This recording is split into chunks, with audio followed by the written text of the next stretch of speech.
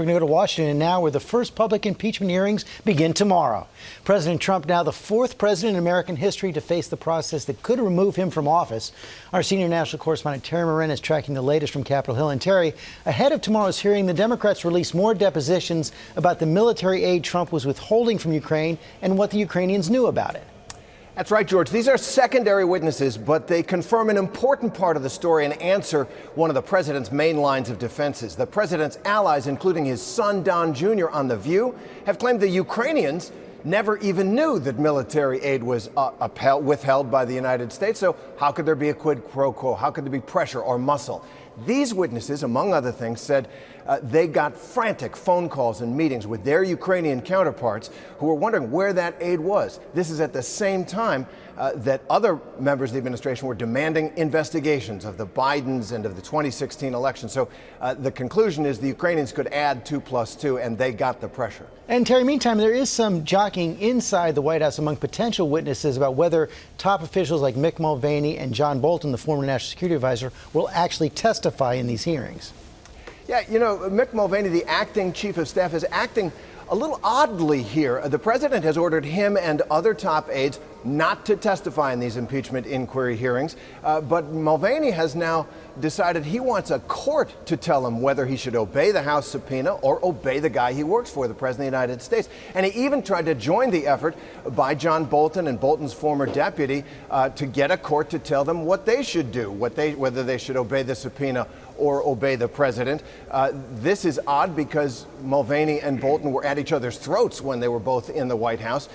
They rejected the effort, so Mulvaney says now he's going to file his own lawsuit to get the answer whether or not he should testify. And meantime, the president continued to say he didn't do anything wrong and promising to release more information now by the end of the week.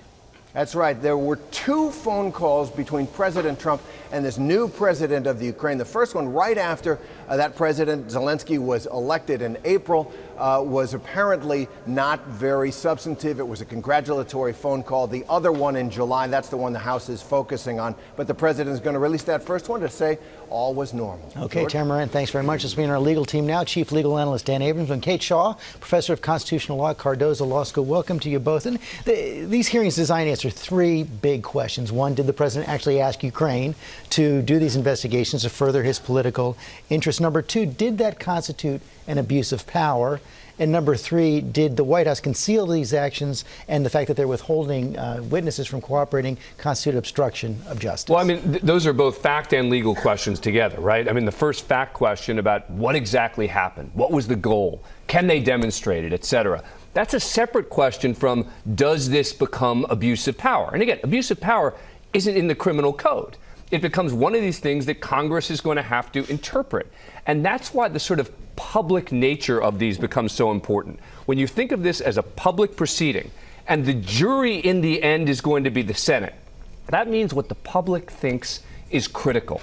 And so that's why these public hearings become so important to see whether it's going to shift opinion one way or the other. And Kate, one of the things to think about is when the founders first thought about impeachment, high crimes and misdemeanors, is this the kind of abuse of power they were contemplating? So if you think about this as involving an abuse of the power of the presidency, right, a leveraging of governmental resources for personal political gain, a corruption of an abuse of sort of the oath of office of president, it does feel like a fairly textbook example of the kind of conduct that the framers contemplated when they wrote impeachment into the Constitution. But how about the fact that the president is telling his top aides not to cooperate? Yeah, I mean, I do think that you have a possible separate sort of, there's the abuse of power charge and a separate obstruction of the investigation charge. You know, I do think that, as Terry said, it's quite interesting. You have both former and current White House officials suggesting that they're having some doubts about their obligations here. I think a loyal soldier would say, I don't have any obligation to testify. The president has directed me not to. Congress, sue me if you disagree. But they are inviting the courts into the dispute. The president keeps saying everything he did was perfect, but you're seeing more Republicans now move to this idea, including Nikki Haley as former UN ambassador, that what the president did was wrong, but not impeachable. Right. And that's going to be the most interesting thing to me, because, look, we've seen these witnesses, right? We've looked at their transcripts already. We haven't seen them publicly, but we know what they're going to say. So the question really becomes, how are the Republicans going to go after them? And I think you're going to see a mix here. I think you're going to see some of them saying, okay, maybe it was wrong, but it's not that bad. But some of them attacking the credibility of these witnesses as well. We will be watching. I know you'll both be joining us for our live coverage tomorrow. That begins at 10 Eastern on ABC News and ABC News Live. Robin? All right, George. Also this morning, another Democratic contender may be joining the race for 2020.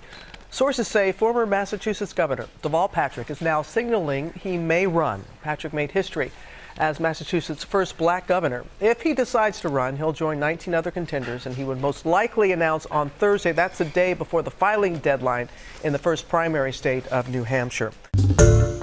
Hi, everyone. George Stephanopoulos here. Thanks for checking out the ABC News YouTube channel. If you'd like to get more videos, show highlights, and watch live event coverage, click on the right over here to subscribe to our channel. And don't forget to download the ABC News app for breaking news alerts. Thanks for watching.